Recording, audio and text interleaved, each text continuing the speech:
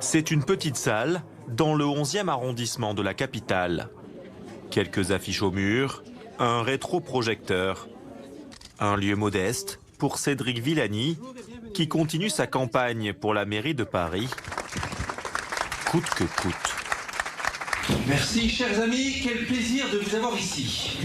Une belle ambiance, quelque chose de plus décontracté, de plus informel qu'un meeting dans une grande salle telle que nous avons déjà pu en avoir et telle que nous en aurons encore le 5 février quand il s'agira de la présentation du programme et des listes.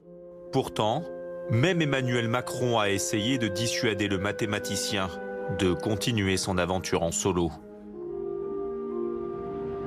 Dimanche dernier, Cédric Villani est convoqué par le chef de l'État à l'Élysée.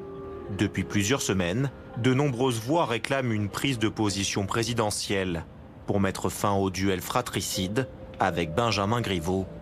L'entourage d'Emmanuel Macron raconte l'entretien. Le président a demandé à Cédric Villani de se rapprocher de Benjamin Griveaux dans un esprit d'unité et de rassemblement afin de faire converger les projets. Mais après une heure de discussion, Cédric Villani rejette la conciliation. Nous partageons une vision sur bien des enjeux, mais aujourd'hui, j'acte une divergence majeure. C'est bien d'une coalition inédite que Paris a besoin.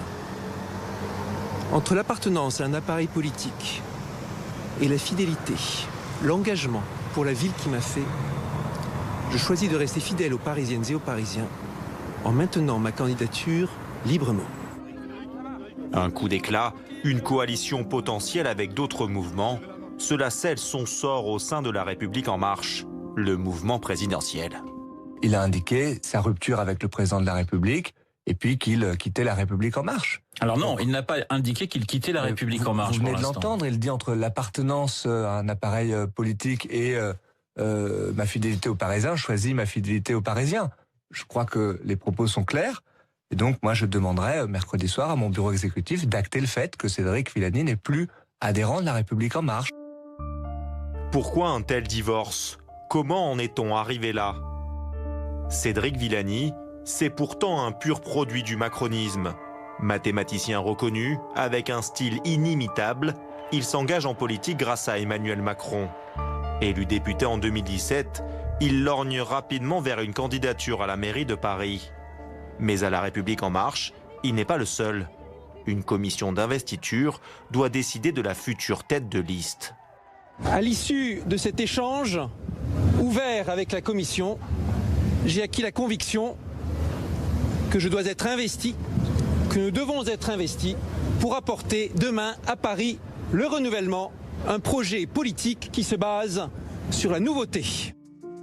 Début juillet 2019, c'est finalement Benjamin Griveaux, l'ancien porte-parole du gouvernement, qui est désigné par le parti. Cédric Villani croit en son propre potentiel et fait sécession. Je vous annonce ce 4 septembre que j'ai décidé d'être candidat à la prochaine élection du maire de Paris. Malgré les semaines de campagne qui passent, Benjamin Griveaux ne perd pas espoir de ramener son rival dans son giron. Il l'a encore répété ce lundi matin. S'il changeait d'avis, ma porte resterait ouverte comme elle l'a toujours été depuis le premier jour, parce que mon seul objectif depuis le 10 juillet dernier, c'est de rassembler le plus largement possible ceux qui souhaitent sincèrement un changement à la politique conduite par Anne Hidalgo depuis près de 6 ans.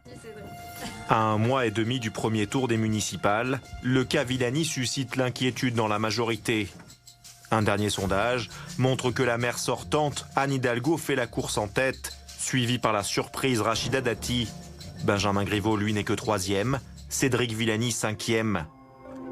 Le mathématicien le sait mieux que quiconque, une alliance entre les deux candidats issus du macronisme leur permettrait en théorie d'arriver en tête le 15 mars prochain.